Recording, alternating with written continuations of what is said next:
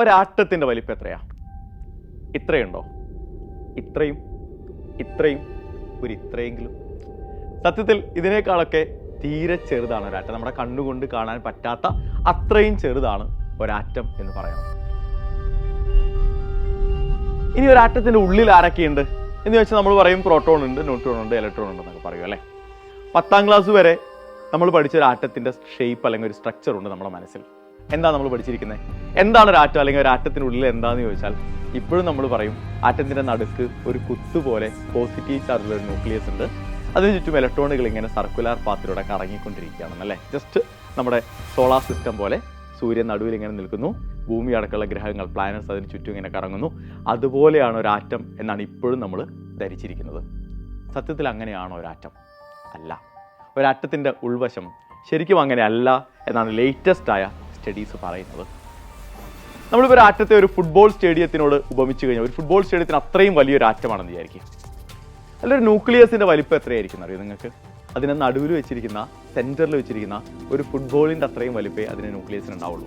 അപ്പോൾ നിങ്ങൾ ആലോചിച്ച് നോക്കൂ, ഒരാറ്റത്തിൻ്റെ വലിപ്പവും അതിനുള്ളിലിരിക്കുന്ന ന്യൂക്ലിയസിൻ്റെ വലിപ്പവും ഒന്ന് കമ്പയർ ചെയ്ത് കഴിഞ്ഞാൽ നമുക്ക് മനസ്സിലാവും ന്യൂക്ലിയസ് എന്ന് പറയുന്നത് ആറ്റത്തെക്കാളൊക്കെ എത്രയോ ചെറിയ ഒരു സാധനമാണ് ന്യൂക്ലിയസ് എന്ന് പറയുന്നത്.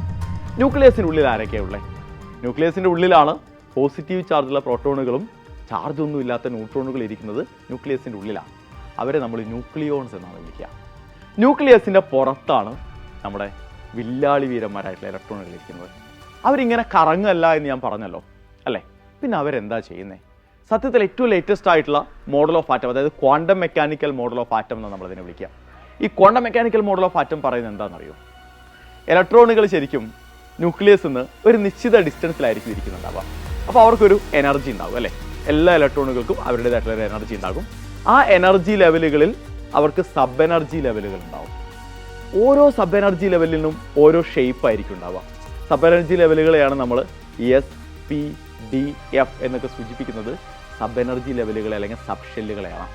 ഓരോ സബ് ഷെല്ലിനും ഓരോ ഷേപ്പാണ് ഉണ്ടാവുക. നമ്മൾ കേട്ടിട്ടുണ്ട് എസ് സബ് ഷെല്ലിന് സ്പെറിക്കൽ ഷേപ്പാണ് ഉണ്ടാവുക, പി സബ് ഷെല്ല് ഡംബലായിരിക്കും, ഡി സബ് ഷെല്ല് 2 ഡംബൽ ഇങ്ങനെ ക്രോസ് ചെയ്ത് വെച്ചതുപോലെ ആയിരിക്കും എന്നൊക്കെ നമ്മൾ കേട്ടിട്ടുണ്ട് അല്ലേ.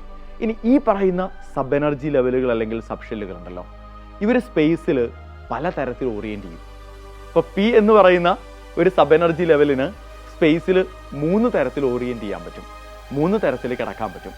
ഓരോ ഓറിയൻറ്റേഷനെയും നമ്മൾ വിളിക്കുക ഓരോ ഓർബിറ്റൽ എന്നാണ്. അപ്പോൾ സത്യം പറഞ്ഞു കഴിഞ്ഞാൽ quantum mechanical model of atom പറയുന്നത് ഇലക്ട്രോണുകൾ എനർജി ലെവലുകളിൽ, സബ് എനർജി ലെവലുകളിൽ, ഓർബിറ്റലുകളിലാണ് ഇലക്ട്രോണുകൾ ഇരിക്കുന്നത്. അതായത് ഒരാറ്റം നിങ്ങൾ എടുത്തു കഴിഞ്ഞിട്ടുണ്ടെങ്കിൽ അതിനുള്ളിൽ ഇലക്ട്രോൺ ഇങ്ങനെ കറങ്ങിക്കൊണ്ടിരിക്കുകയല്ല. ഇലക്ട്രോണിനെ നിങ്ങൾക്ക് ഒരു ആറ്റത്തിൽ എവിടെ വേണമെങ്കിലും കാണാൻ പറ്റുമോ?